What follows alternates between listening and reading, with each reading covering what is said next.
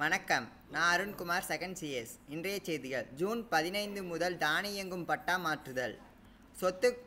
சொத்து பரிமாற்றத்தின் அடிப்படையில் தானியங்கும் முறை பட்டா மாற்றுதல் பணிகளை 100% அளவுக்கு மேற்பட்ட பதிவுத்துறையில் இலக்கு நிர்ணயிக்கப்பட்டுள்ளது. வீடு மனை வாங்குவோருக்கு அதற்கு பத்திரப்பதிவு முடியும் நிலையில் அமைதியாக்கின்றது.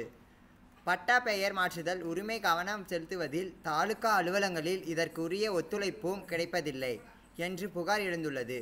இதனால் சேவை மையங்களில் வாயிலாக பட்டா மாற்றுதல் விண்ணப்பங்கள் பெறப்படுகின்றது. இந்நிலையில் பத்திரப்பதிவு அடிப்படையின் சம்பந்தப்பட்ட நபர்களின் அடையாளத்தை சார்ந்த பதிவாளர்கள் உறுதி செய்வதால் போதும் அதன் அடிப்படையின் தானியங்கும் முறையின் பட்டா மாற்றுதல் செயல்திட்டத்தின் 2020 அறிவிக்கப்பட்டுள்ளது. பெரும்பாலான பத்திரப்பதிவாளர்களின் அலுவலகங்களில் இதற்கு வசதி ஏற்பட்டுள்ளது.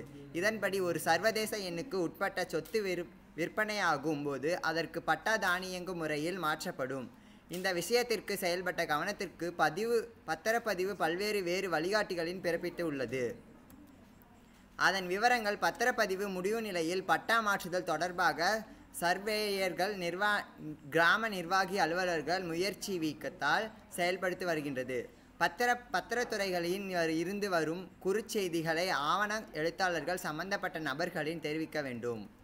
உடன்பிரிவு மற்றும் தேவைப்படாத நிலையில் விற்பனை போது தானியங்கி பட்டா மாற்றுதலுக்கான அடிப்படை சான்றிதழ் இணைக்க வேண்டும். இதில் சொத்து விவரங்கள் பெயரில் பட்டா இருப்பதை உறுதி செய்ய வேண்டும்.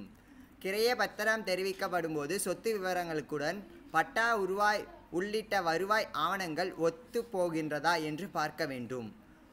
அந்த சொத்து தொடர்பான மின்சார சொத்து வரிகள் வரும் செவ்வாய்க்கிழமை 14/6/2024 குடிநீர் கட்டணம் ஆவணங்கள் ஒரே பெயரில் இருக்கிறதா என்பதை சரிபார்க்க வேண்டும். கூட்டுப்பட்டா சொத்துக்களாக இருந்தாலும் அதை தனிப்பட்டாவாக மாற்றிய பின் பத்திரம் தயாரிக்க வேண்டும். இறந்தவர்கள் பெயரில் பட்டா இருந்தால் வாரிசு பெயரை சேர்த்து மின் பத்திரவாளிகள் தயாரிக்க வேண்டும். இந்த வழிமுறையை கடைபிடிப்பதன் வாயிலாக தானியங்கி பட்டா மாற்றுதலை வசதியுடன் அளிப்ப 100%த்தையும் அடையும் முடியும்.